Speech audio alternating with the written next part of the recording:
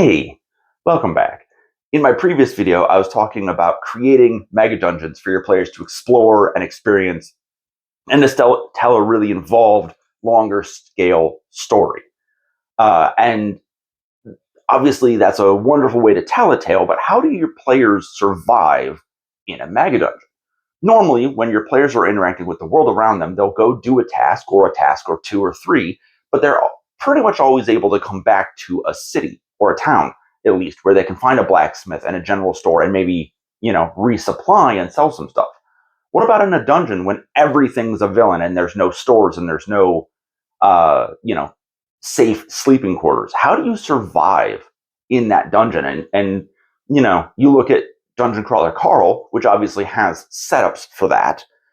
Uh, but you also look at Delicious and Dungeon, where they just had to find safe places to sleep. They weren't ever truly safe in that dungeon, except for the few times that they did find like safe rooms.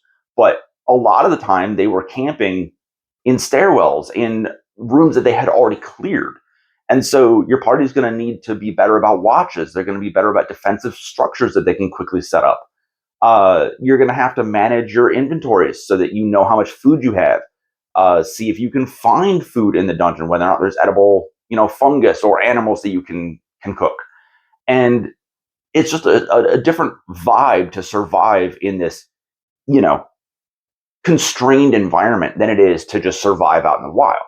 So it changes the tone of the game for a bit, and it kind of keeps pushing you to find that next level, that way down until you find the throne room or whatever at the very end. So just my 2 cents.